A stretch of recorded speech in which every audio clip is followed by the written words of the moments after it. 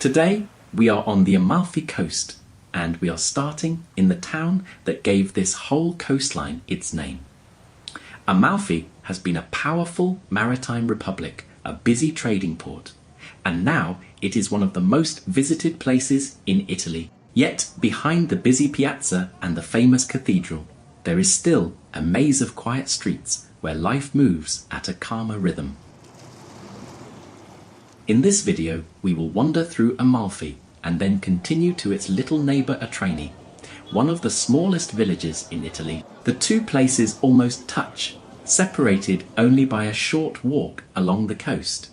But each has its own character. Amalfi feels like a historic stage that opens suddenly in front of you. Atrani feels like a secret hidden in the curve of the cliffs.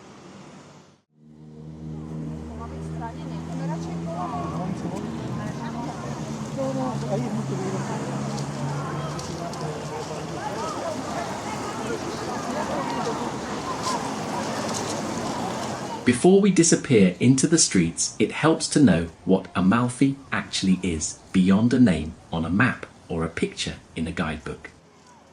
Amalfi is a small town in Campania in southern Italy, but its reputation is much larger than its size. It gives its name to the entire Amalfi Coast and forms the historic core of this area, which is recognized by UNESCO for the way human settlement and culture have developed here over many centuries.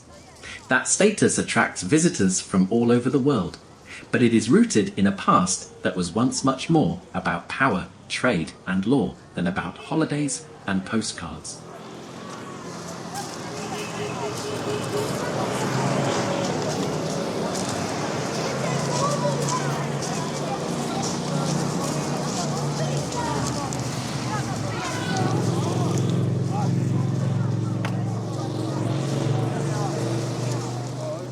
If you rewind more than 1,000 years, Amalfi was not a quiet provincial town. It was one of the first great maritime republics of Italy. From about the 9th century, it became an independent state, separate from both the Byzantine Duchy of Naples and the Lombard Principality of Benevento.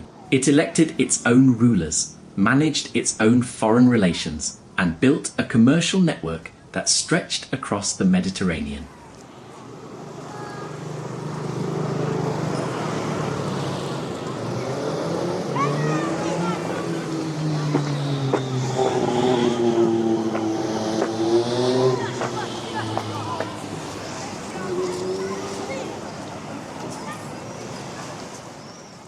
Merchants from Amalfi traded with the Byzantine Empire, with ports in North Africa and with cities in the Near East. They dealt in textiles, precious metals, spices and luxury goods. But they also carried more intangible cargo: languages, architectural ideas, religious practices and administrative habits all travelled with them. Amalfi became a point where influences from the Latin world, the Greek world and the Arab world met and mixed. And you can still feel that blend in its art, its religious life and some of its surviving institutions.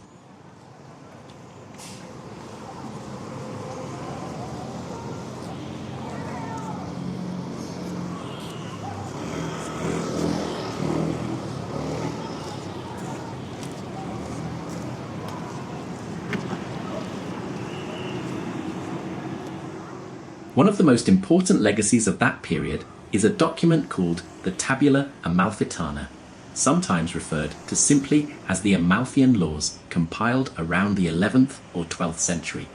This was a collection of maritime rules that covered everything from how to share profits on a voyage to what should happen if cargo was lost or a ship was damaged. For centuries, it was treated as a kind of reference code for sea trade in the Mediterranean. Other ports respected it, copied it, and used it as a model for their own regulations. When people who love history visit Amalfi today, this is one of the reasons. You are in a town that helped write the rulebook for an entire sea.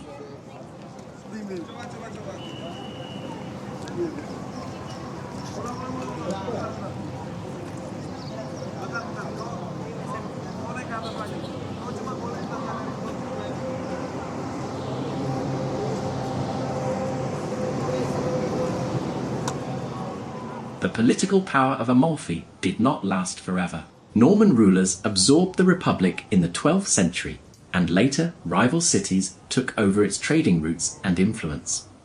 Yet even as a small town within larger kingdoms, Amalfi kept a strong identity. It remained a local centre of administration and religion, and it continued to maintain links with other ports through its sailors, its craftsmen, and its clergy. The memory of the Republic stayed alive in chronicles, in legal traditions, and in local pride. And today it is celebrated through historical events, museum displays, and cultural festivals.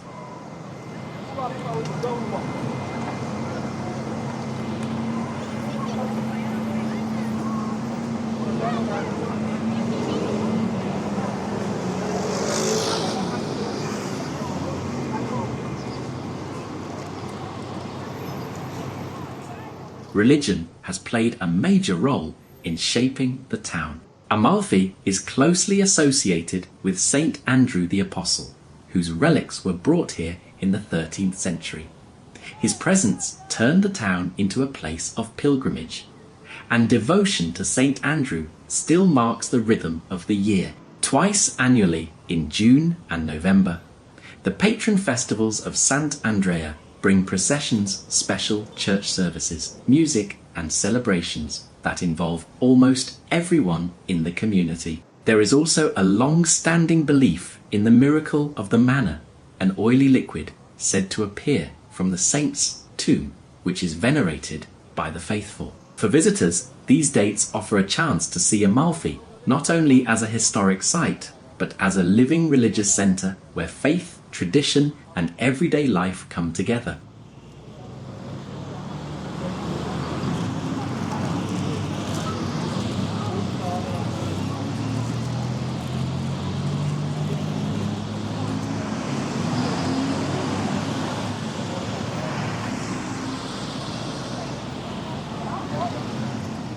There is also a very practical side to Amalfi's culture that you can literally hold in your hands. From the Middle Ages onwards, the town became famous for its paper. Using water power from the valley behind the settlement, families built mills and developed a specialized craft that produced a soft, durable handmade paper known as bambagina. By the 13th century, Amalfi was one of the most dynamic centers of paper production in Italy, and its sheets were used for important documents, notarial records, and later even by the Vatican.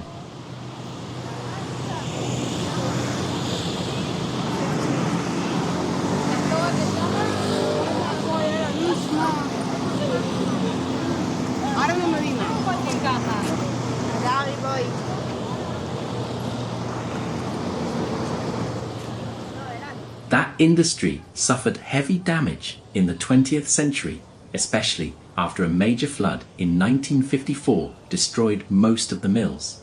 But a small part of the tradition survives. One historic mill still produces original Amalfi paper through the Amatruda family, and the old machinery and techniques are preserved in the Museo della Carta.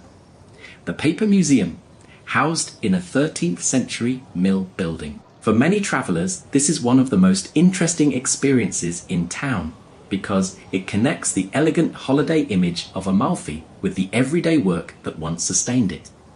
You see how raw cloth was transformed into pulp, how sheets were formed and pressed, and how this humble material helped spread knowledge across Europe.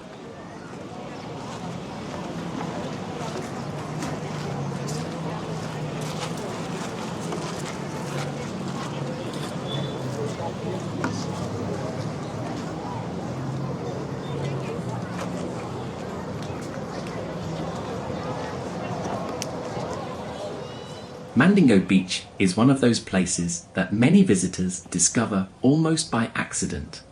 It sits only a few minutes on foot from Piazza Duomo, close enough to feel very central, but just far enough to feel like a small escape from the busiest part of town. You follow the streets down towards the water, past the usual flow of shops and cafes, and then suddenly you are at a beach club that feels more intimate than the main strip of sand everyone photographs.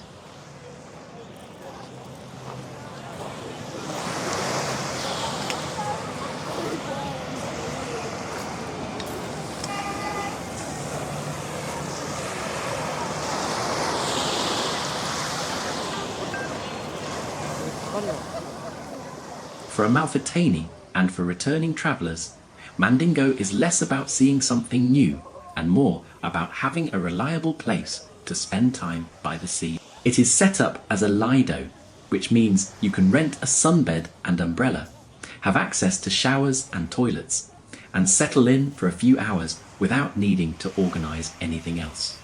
Reviews often mention the practical side first. People talk about friendly staff, simple food and drink options, and the comfort of knowing there are facilities nearby if you are travelling with children or older relatives.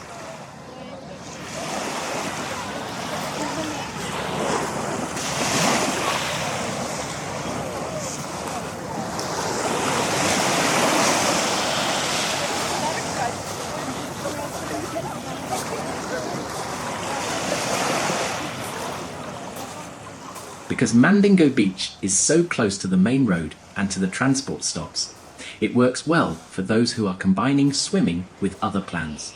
You can come here after a morning walking through the town, or spend an hour in the water before catching a bus or a boat further along the coast. The convenience is part of its identity. It is not a remote, hidden cove that takes a hike to reach. It is a beach that fits into the rhythm of everyday holiday life in Amalfi.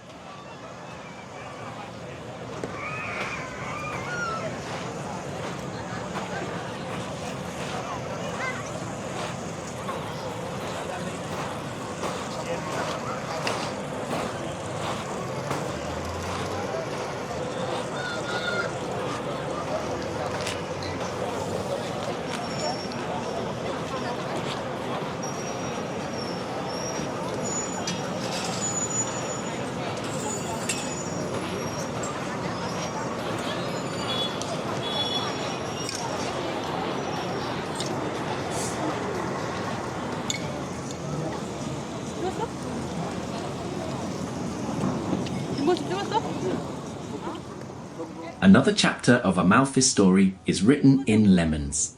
The wider area is known for a particular variety with a thick, fragrant peel and a high content of essential oils.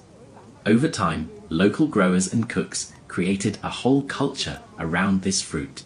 Limoncello liquor, lemon pastries, jams, perfumes, and soaps all grew out of that tradition. For visitors, tasting lemon-based sweets or sipping a small glass of chilled limoncello after dinner is not just a treat.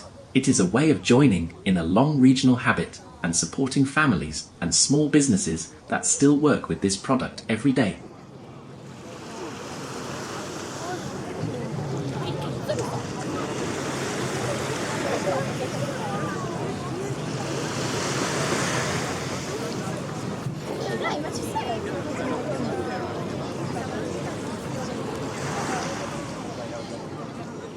History and craft come together clearly in the old arsenal.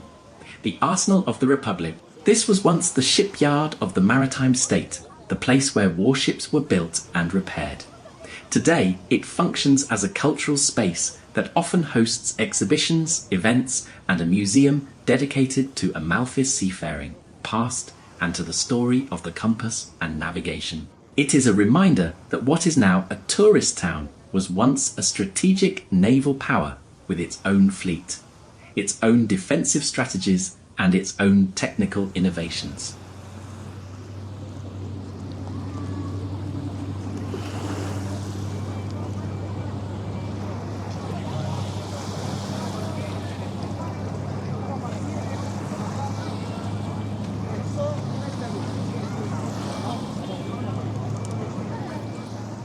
In the present day, Amalfi is firmly part of the global travel imagination. It appears on lists of dream destinations, honeymoon ideas, and classic Italian itineraries. Tour operators offer everything from short day trips to longer stays. Independent travellers book small guest houses, family-run hotels and apartments, and use the town as a base to explore the rest of the Amalfi Coast, nearby islands and archaeological sites such as Pompeii. Articles and travel guides describe it as a place where you can combine culture, food, local products, and access to the wider region in one compact setting.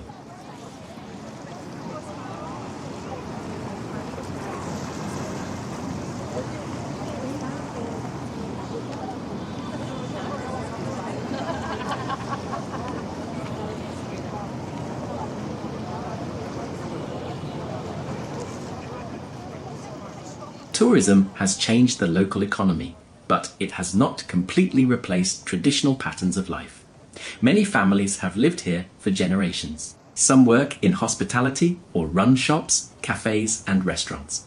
Others are involved in agriculture, transport, crafts or public services. Everyday routines continue around the flow of visitors. Children go to school. Elderly residents meet in the piazza to talk. Religious and civic associations organize events. For a thoughtful visitor, it is interesting to notice this double rhythm, where the town performs a role on the world stage and at the same time carries on with its own internal conversations and concerns.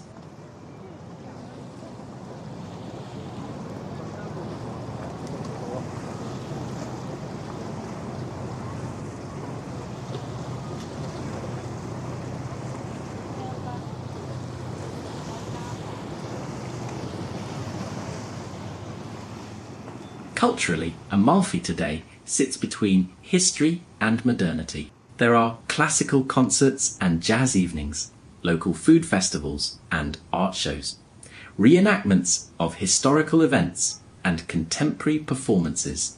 One of the most colourful happenings is the regatta of the ancient maritime republics, a rotating event shared with Venice, Genoa and Pisa, where each city competes in rowing races and parades in traditional costumes. When it is Amalfi's turn to host, the town fills with flags, music and visitors interested in this very specific piece of Italian history.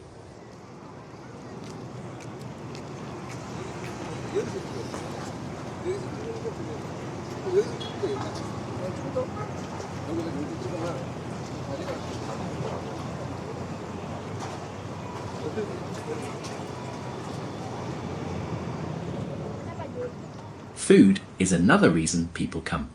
Local restaurants emphasize fresh ingredients and regional recipes. You often find handmade pasta dishes, seafood brought in from the surrounding waters, cakes filled with citrus cream, and the famous sfogliatella and other pastries that connect Amalfi with the wider culinary traditions of Campania. Cooking classes and tasting experiences give travellers a structured way to explore this side of the culture. And many people leave with new favourite dishes and a stronger sense of how everyday life here is organised around the table as much as around history and religion.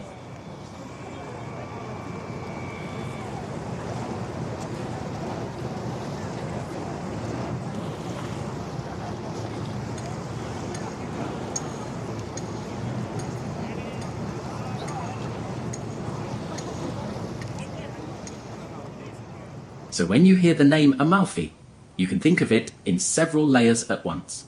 It is a former republic that helped shape maritime law and Mediterranean trade.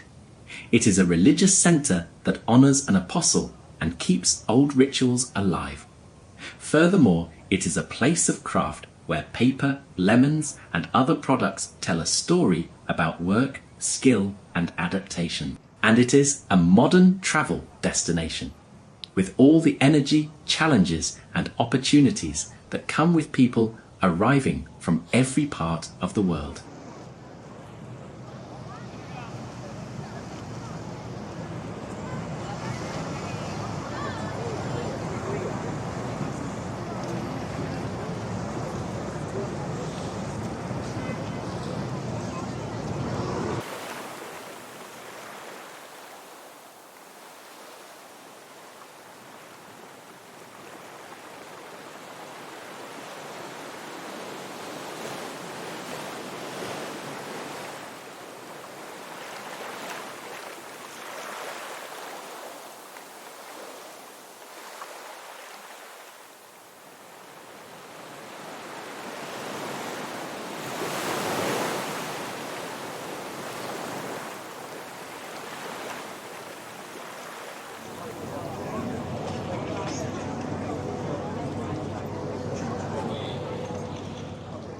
From here, if we lift our eyes again and follow the curve of the waterfront, the scene changes from towels and umbrellas to masts and lines.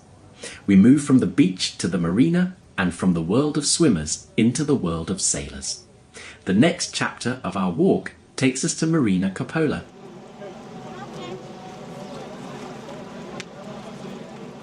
Marina Coppola, officially known as Porto di Amalfi, Pontile Marina Coppola, is the organised heart of Amalfi's relationship with the sea today.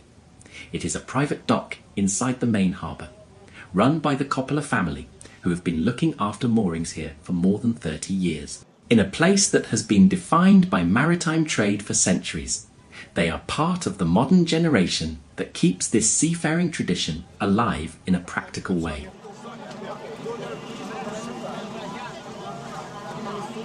The marina occupies the most sheltered corner of the port, tucked behind the outer breakwater. That position is not accidental. It provides protection from wind and waves and makes the dock a safe place to arrive, even when conditions on the open water are more challenging. For boat owners, this is crucial. They are not only looking for a scenic place to tie up, they want security, solid infrastructure, and people on shore who know what they are doing. Marina Coppola has built its reputation on exactly that combination of safety and service.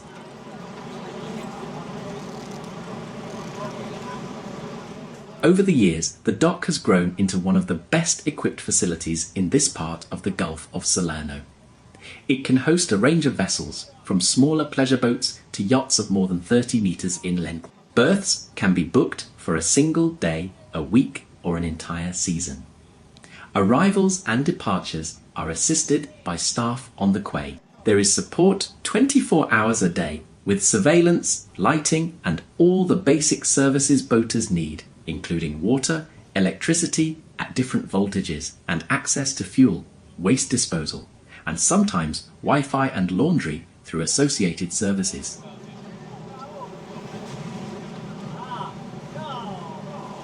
But the marina is not just a parking space for boats.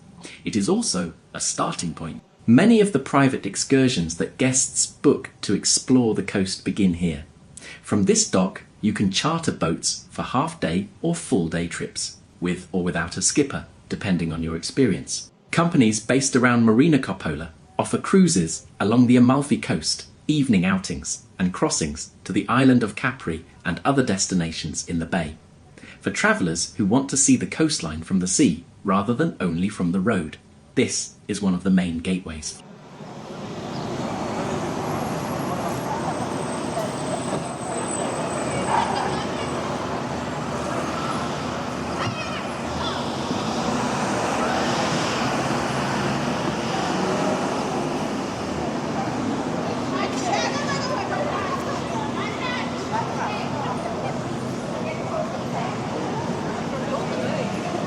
Put a stick in front of it.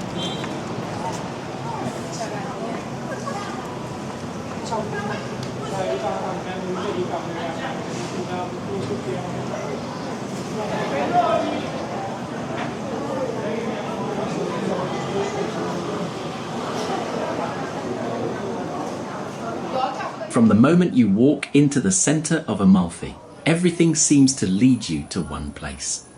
The town feels as if it is slowly pointing you towards a single square and a single building that rises above it.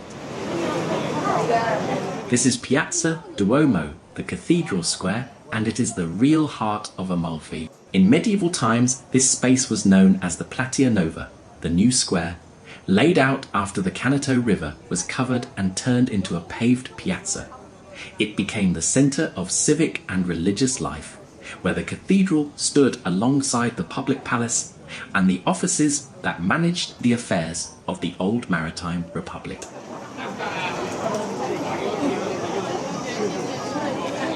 Today, the square still keeps that role, but in a softer way.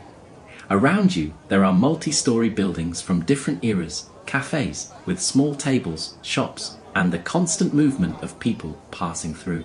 At one side, you find the Fountain of St. Andrew, a Baroque fountain from the 18th century that shows the apostle among angels and sea creatures. It was once placed at the foot of the cathedral staircase and later moved slightly into the square, where it has become a meeting point and a favourite backdrop for photos.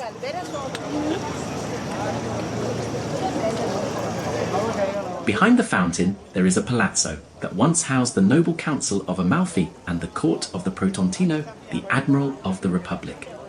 This was where the original copy of the Tabula Amalfitana, the famous code of maritime law, was kept when Amalfi was a trading power across the Mediterranean. On another side, you see the building that later became the Archiepiscopal Seminary, recognizable by its clock and more formal classical decoration.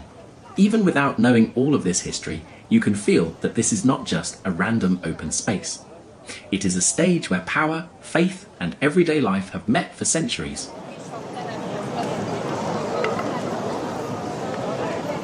And then, on the eastern side, the square suddenly turns vertical. A long flight of 62 stone steps rises from the cobbles up to the atrium of the Cathedral of St. Andrew the Apostle, the Duomo di Amalfi.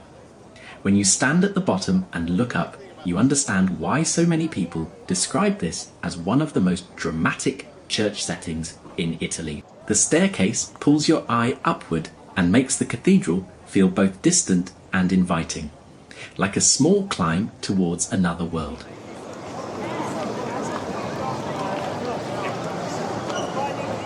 The cathedral itself is an ensemble rather than a single simple building. Its origins go back to the 9th and 10th centuries, when an early church was built on the ruins of an older temple, at the time when Amalfi was growing into a powerful maritime republic.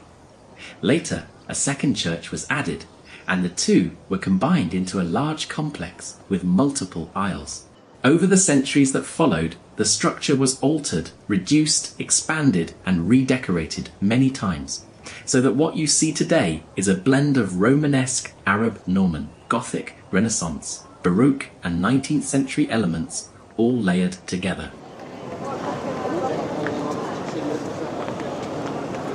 The present facade that looks over the square is not medieval, even if it feels that way at first glance. The earlier Baroque front collapsed in 1861 during a storm that brought down part of the upper section and damaged the atrium. In the late 19th century, the facade was completely rebuilt in a neo-medieval Norman Arab Byzantine style, following designs by the Neapolitan architect Enrico Alvino and his collaborator Guglielmo Raimondi. The result is the striped and richly decorated front you see now, with its pointed arches, geometric patterns, and large central mosaic of Christ.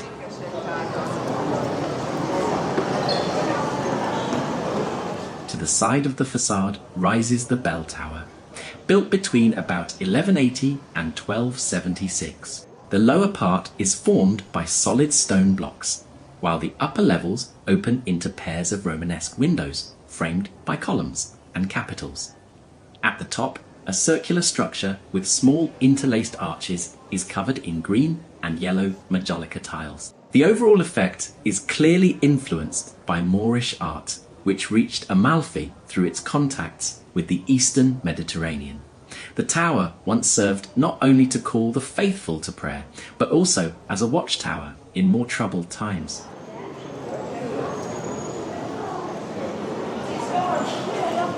Once you climb the main staircase and pass through the atrium, the first detail that catches the eye at the entrance is the set of massive bronze doors. These doors are among the oldest bronze church doors in Italy. They were cast in Constantinople in the 11th century, probably around the year 1060, and were donated by an Amalfitan merchant who lived there. They bear inscriptions in Greek and Latin and panels with images of Christ and the saints, including St. Andrew. And they remind you that this town was once tightly connected to the Byzantine capital through trade and diplomacy.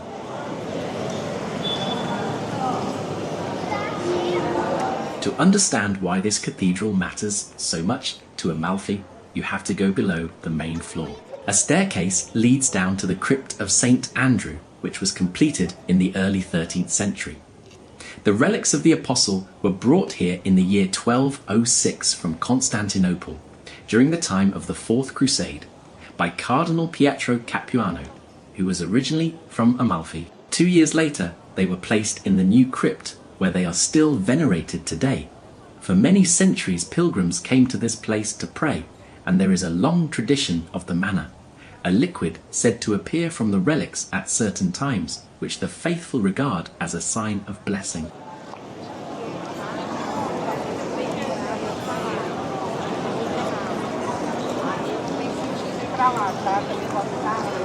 esperar para ele falar. A Ana já passou roupa dentro, eu vou ver se o Felipe está indo para lá. Porque se não for, não faz sentido ir para lá, não tem ninguém nem nada. Tá? Pode estar. Não, lá até chovendo. From the steps of the cathedral, we turn our back for a moment on St. Andrew and face the town. As we come down into the square and step off the last stair, the main street of Amalfi opens straight ahead. It looks simple at first, just a narrow line of stone underfoot and houses on either side. But this is really the spine of the whole village. Almost everything in Amalfi eventually connects to this street, directly or through some staircase or hidden alley.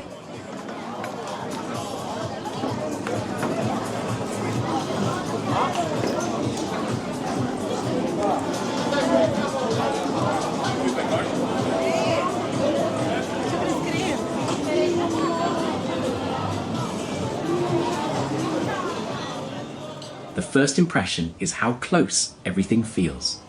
The buildings rise directly from the pavement, 3 or 4 floors, with small balconies and shuttered windows above shop fronts and cafe doors. Many of the houses are painted in soft cream or white, some with gentle pastel shades, so the street has that very Mediterranean feeling of light reflecting off plaster, with shadows gathering in side passages and under arches.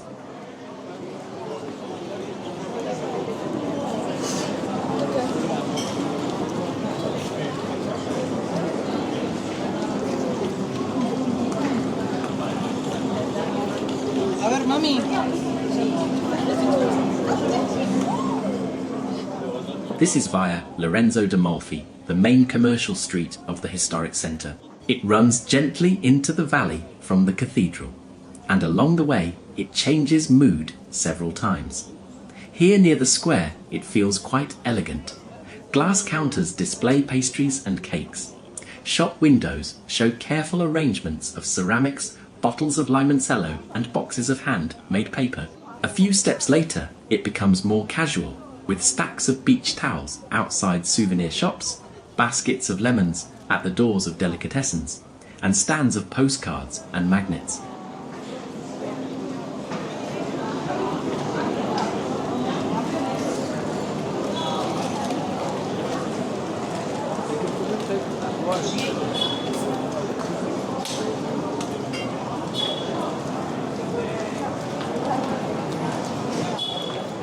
Over our heads, there are little balconies with wrought iron railings. Some have pots of geraniums or basil.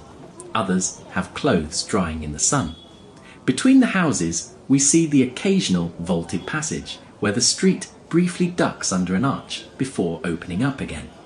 This kind of architecture has deep roots here. Amalfi developed in a steep ravine, and the traditional houses grew almost on top of one another, with arches and vaults used to strengthen the structures and create covered walkways at ground level.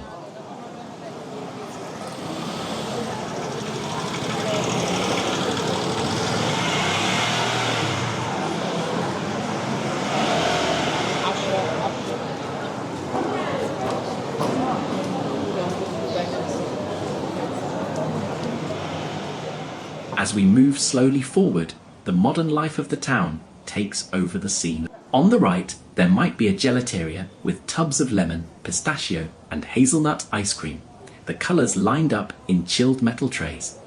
On the left, a bar with a few tables on the street, where people sip espresso or spritz while watching the flow of walkers. You hear Italian, English, German, fragments of many languages, but the rhythm is similar.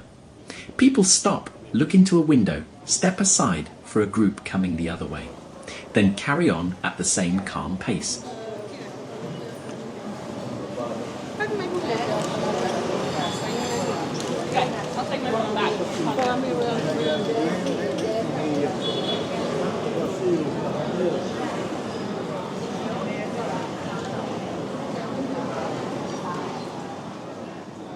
The historic centre of Amalfi is often described as a kind of open gallery of narrow lanes, arches and small piazzas.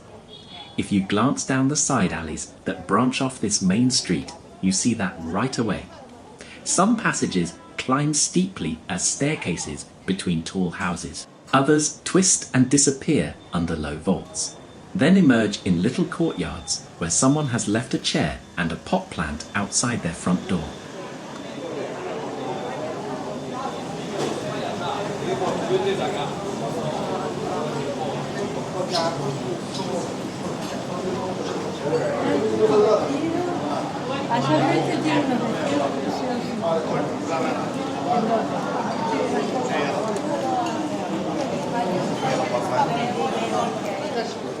Back on the main street, the focus is very much on food and local products.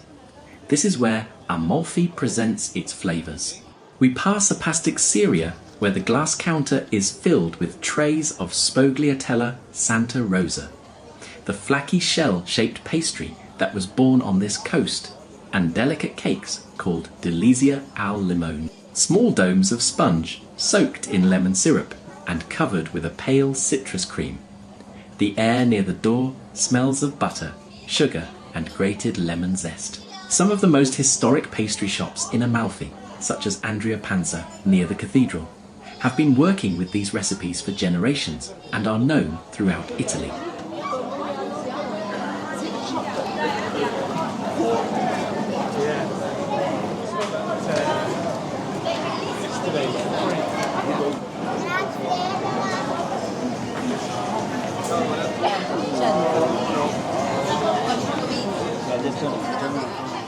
If we watch the menus outside the restaurants along this street, the same pattern appears. Simple pasta with lemon, scialatali, with seafood, grilled fish, dressed with oil and citrus, mozzarella and ricotta from nearby hills. The dishes are not complicated in their idea, but rely on freshness and on that constant dialogue between sea and terraced gardens that defines the whole coast. Even if we do not stop to eat yet, just reading the boards gives a sense of the local table.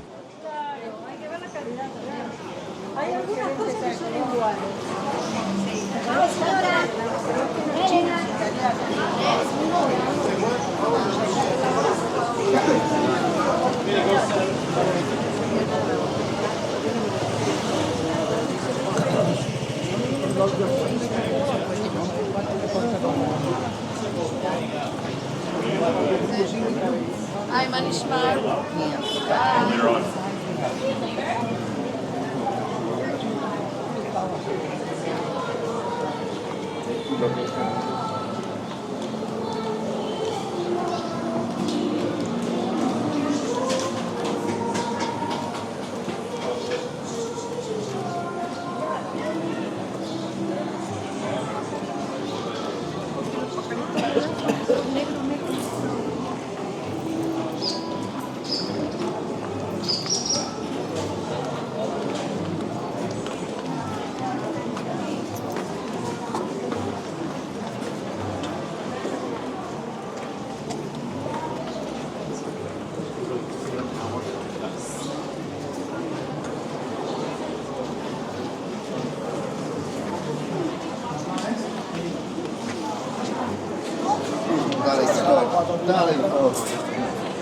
No, io sono... No, grazie. Ma tu dimmi, credo che siamo a posto. Come dice là? Ma guarda tanto le soffio al caffè. Ma sì.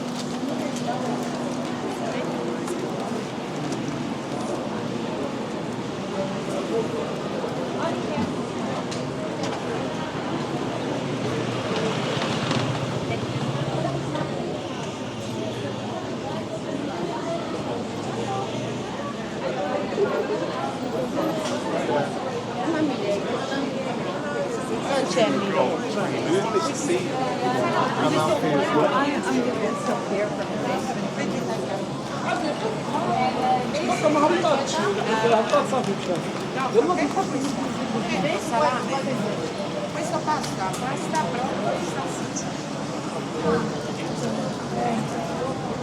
This one of broccoli and one chicken.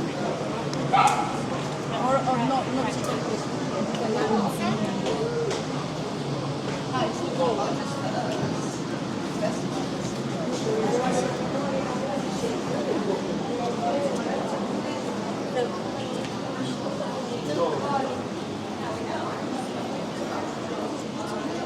Prendila di memoria breve.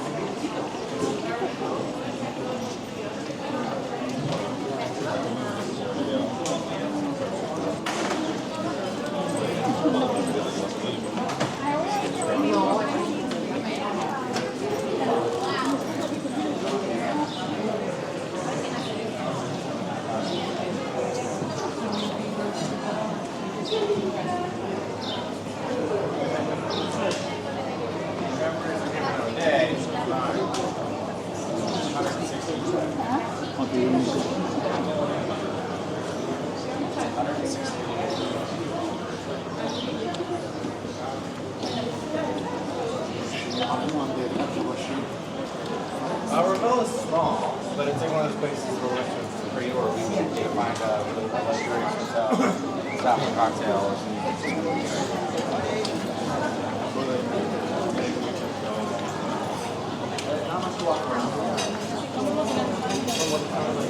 Ya encontramos la...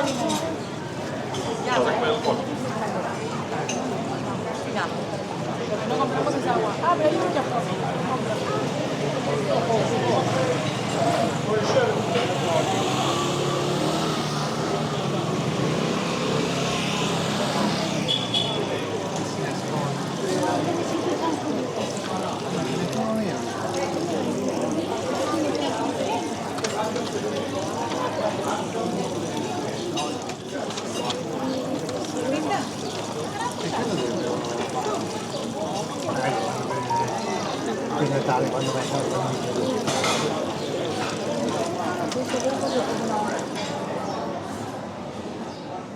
From the main street, Amalfi starts to fold in on itself.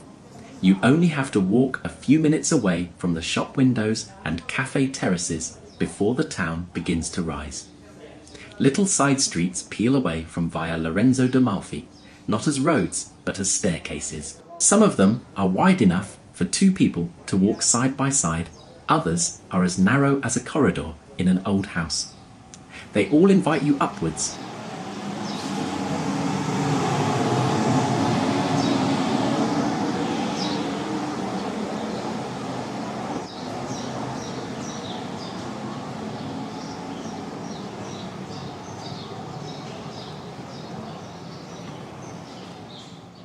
We turn into one of these passages and the feel of the village changes straight away.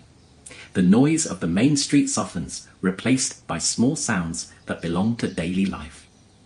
Cutlery on plates behind open windows, a radio playing somewhere, the scrape of a bucket as someone washes their steps.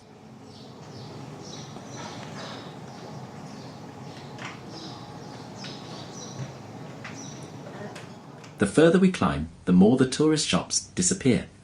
Instead, you see everyday objects, lines of washing stretched between balconies like improvised flags, shirts, sheets and towels moving slowly in the breeze. This is the simple life that sits just behind the famous views, the part most day visitors only glimpse for a second before turning back.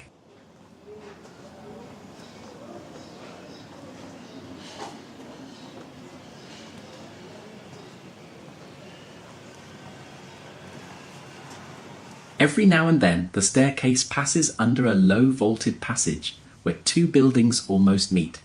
For a few steps you are walking through a stone tunnel, with cool air and the echo of your own footsteps. And then you come out again into sunlight and more stairs. Amalfi is full of these arches and vaults. They are part of the way the houses support one another on the steep sides of the valley. and they give the alleys this feeling of being half room, half street.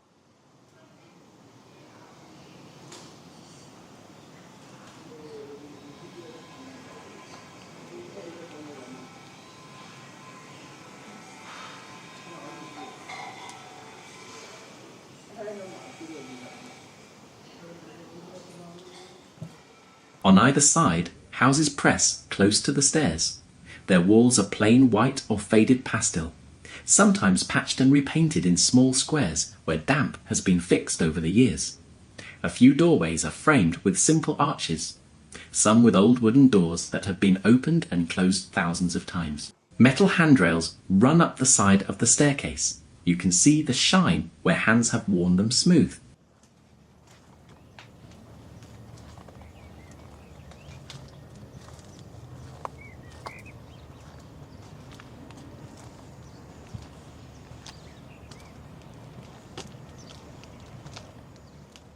These steps are not here as a scenic extra. For the people who live in Amalfi, they are the structure of ordinary life. Many homes can only be reached this way. There are no lifts, no driveways, just long flights of stone stairs between the front door and the nearest shop. Locals carry shopping bags, gas bottles, crates of water, and sometimes furniture up and down every day. Visitors often talk about how hard the climbing feels. But for the residents, this is just the shape of home.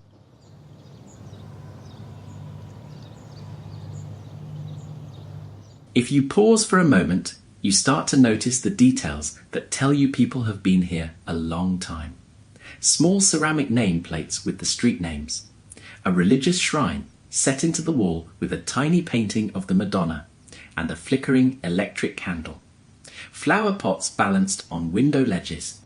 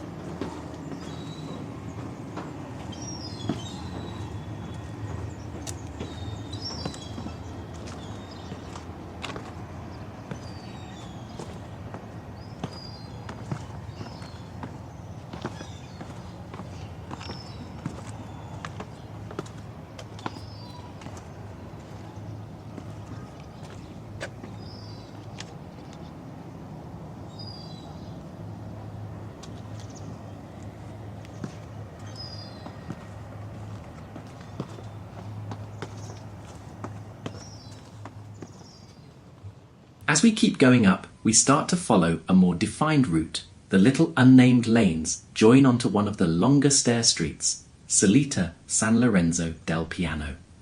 The name appears on a ceramic sign fixed to the wall, and from here the climb becomes more regular. Long straight runs of steps, then short flat sections where people have placed benches or pots, then more steps again.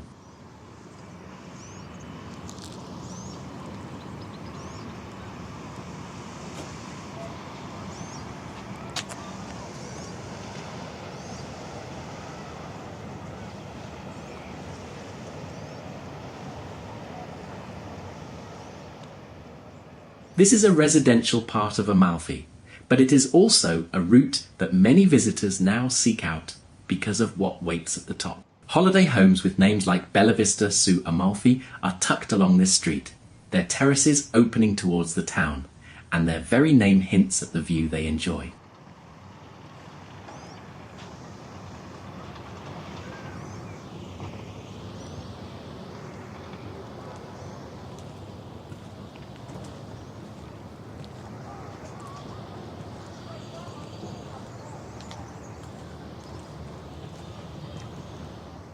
You begin to feel the height in your legs and in the way the air changes. Sounds from the centre of Amalfi drift up here in a softer way. The hum of traffic at the harbour, bells from the cathedral, voices on the main street that reach you as a single mixed note rather than separate conversations.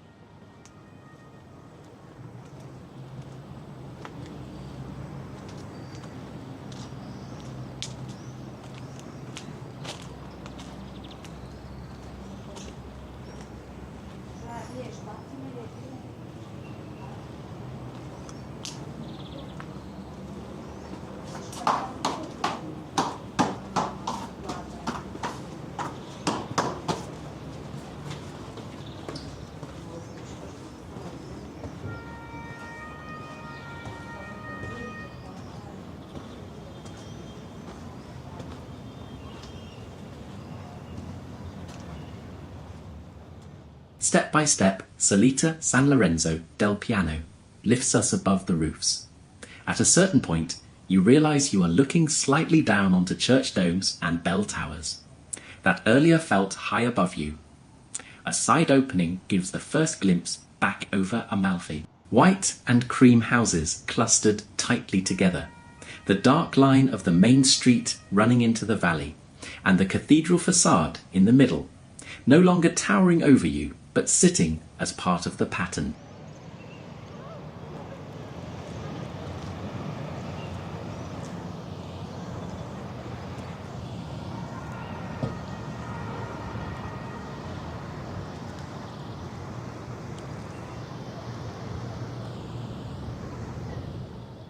A little higher still, the path leads towards the area by the cemetery, and one of the classic viewpoints marked on maps as Belvedere Cimitero Monumental. From here, the view really opens. You can see all of Amalfi laid out in front of you, from the waterfront and the harbour to the upper edges of the town, where the valley climbs towards the mountains. The Duomo, with its striped facade and bell tower, stands clearly in the centre, and the grid of terraces and rooftops falls away around it. Travel guides and photographers often mark this spot as one of the most atmospheric angles on the town, precisely because it shows Amalfi as a whole wrapped around its own geography.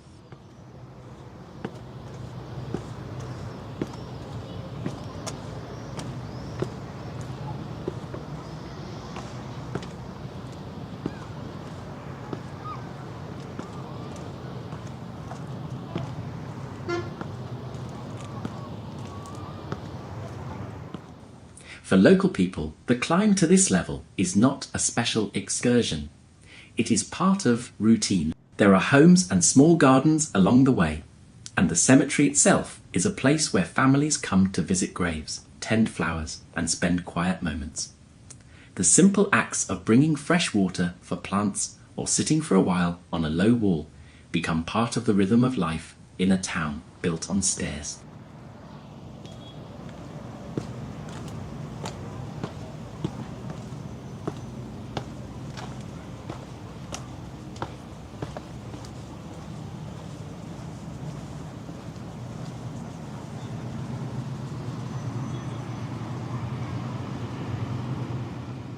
We will keep following Salita San Lorenzo del Piano as it bends and gradually begins to lead us towards the next part of our journey, leaving the centre of Amalfi behind and moving in the direction of the neighbouring village. For now, though, it is enough to stand here for a moment, catch our breath, and look back at the town from above, with its houses and streets stacked together like a living model of the coast.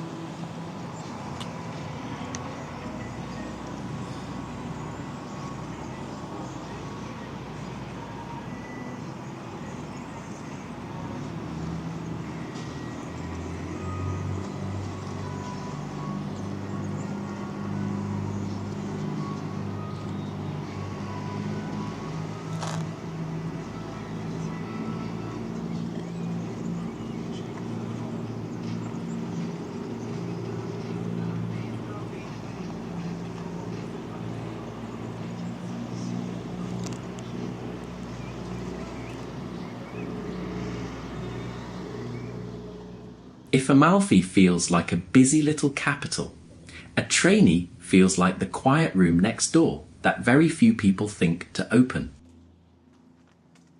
Atrani is a tiny independent town on the Amalfi Coast. In the province of Salerno in Campania, it sits immediately to the east of Amalfi and is officially the smallest municipality in all of Italy by surface area, with only about 0.12 square kilometres of land and around 800 residents.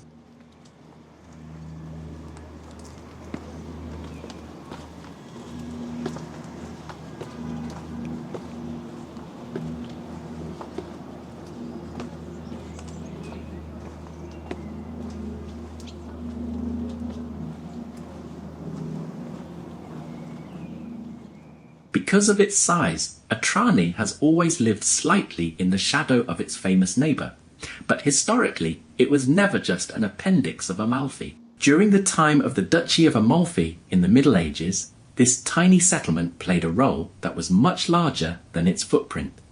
Sources from the 10th and 11th centuries describe Atrani as the political heart of the area, while Amalfi was seen more as the religious centre. Many of the noble families of the duchy chose to live here, in tall houses that still stand along the steep sides of the valley and above the main square.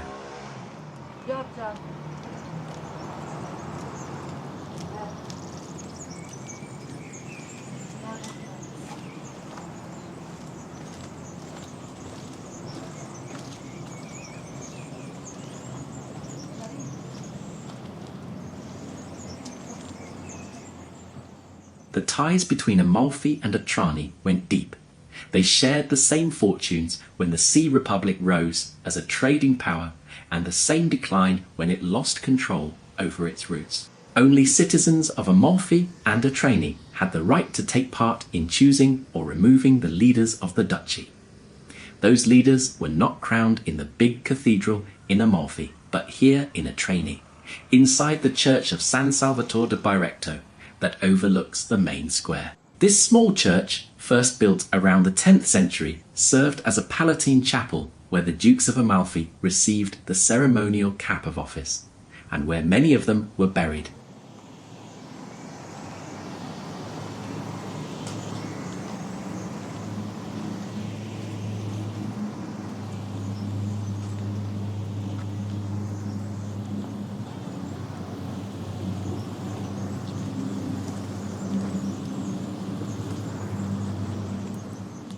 Archaeological work suggests that Atrani, like other places along this coast, already had Roman villas in the first centuries of our era. Later, written sources mention the town by name in a letter from Pope Gregory the Great in the year 596, which is the first clear documentary proof of its existence. Over the centuries that followed, Atrani experienced raids, earthquakes, and floods. A tsunami in 1343 destroyed much of the harbour infrastructure along the whole coast, including Atrani, and in more recent times the Dragon Stream that runs behind the village has occasionally broken its banks, reminding everyone how tightly the settlement is squeezed between sea and mountains.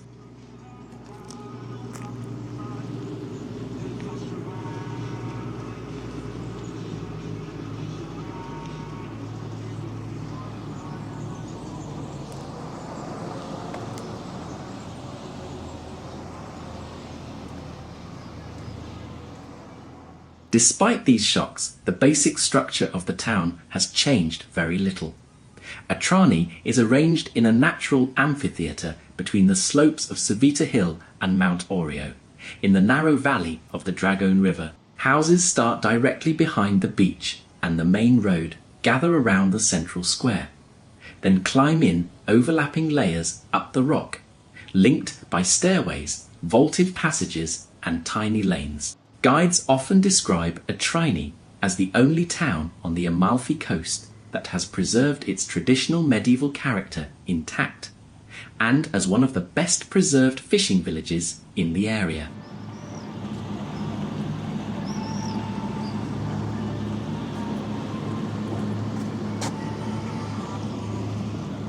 For all its history, Atrani today is a very small and very lived-in place. Official statistics describe it as having fewer than 800 inhabitants, and that limited population is one of the reasons it feels different from larger centres on the coast.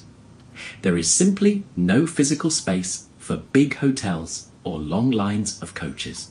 Most accommodation inside the town is in small guest houses and holiday apartments, with visitors often choosing to stay in nearby Amalfi for larger hotels, and then walking or taking a short bus ride to Atrani for a quieter atmosphere.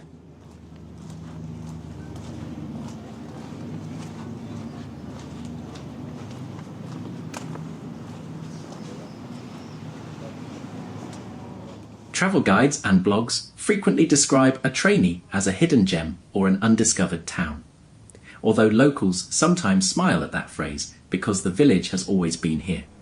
What people really mean is that Atrani remains more relaxed and more intimate than the big names of the Amalfi Coast. There are fewer souvenir shops and more places that serve everyday needs. You see old men playing cards under the arches, women talking between balconies, children using the square as a playground. Visitors who stay here for a few days often say that this is where they felt closest to ordinary life on the coast.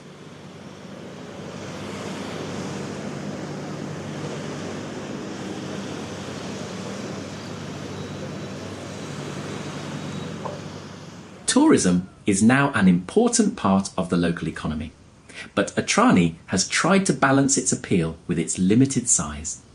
The town is part of the association of I Borghi Più d'Italia, which brings together some of the most beautiful small villages in the country and encourages preservation of their historic fabric and traditions. It also lies within the wider UNESCO World Heritage designation of the Amalfi Coast, recognised as an outstanding cultural landscape shaped by centuries of interaction between human settlement and a difficult terrain. That status brings both visibility and responsibility, and you can see the effects in restoration projects, in traffic management, and in attention to the central spaces and churches.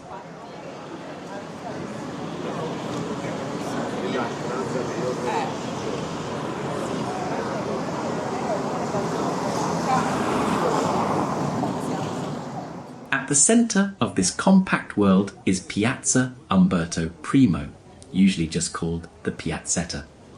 It is a small, almost enclosed square paved with patterned stone, lined with simple buildings that have cafes, a bar, and a few restaurants under their arches. This space originally functioned as a kind of shelter for boats in bad weather, a protected inlet where fishermen could haul their vessels away from storms. Today, it is the social living room of Atrani, a place where children play, neighbours meet, and visitors sit with a coffee and watch local life move around them.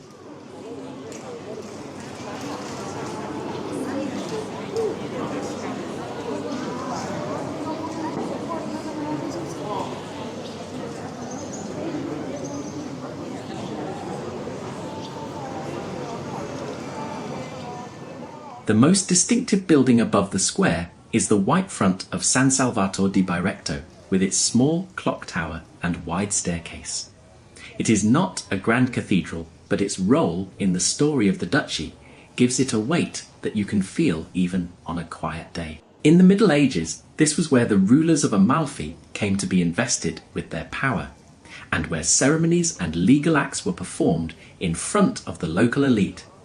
Travel writers today often pick out this church and the square below as the clearest expression of Atrani's old status as a place of nobles, and not only of fishermen.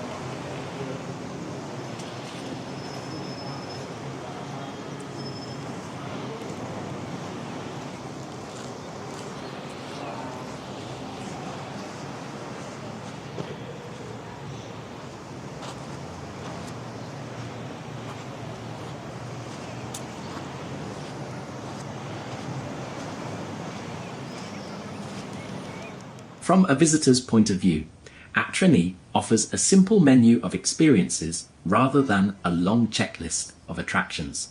People come to sit in the piazza and feel the scale of a town that you can cross in a few minutes on foot. They wander through Corso Garibaldi and the parallel alleys, with their tiny shops, barbers, and small groceries that open directly onto the pavement. They climb the worn stone steps that link different levels of the village and find small chapels and viewpoints along the way. Furthermore, they spend time on the town beach at the mouth of the valley, which is smaller than the one in Amalfi, but feels more like an extension of the community.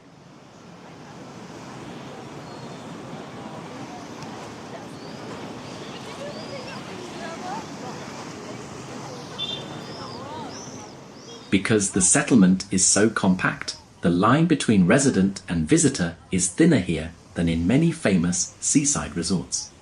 It is very easy to recognize the same people again and again, walking back from the bakery, attending mass, serving coffee, returning from a swim.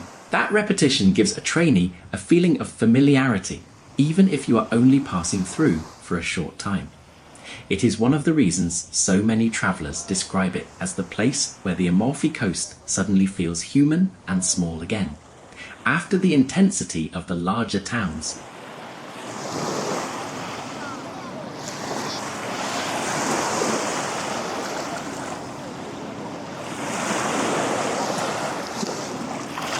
Atrani also has a surprising presence in art and popular culture. The Dutch graphic artist M.C. Escher was fascinated by its intricate layout and used the village in several prints, most notably in his Metamorphosis series, where the pattern of houses blends into abstract shapes. In recent years, Atrani has appeared in commercials, in international films such as The Equalizer 3, and in streaming series like Ripley, which has drawn new attention to this compact maze of houses.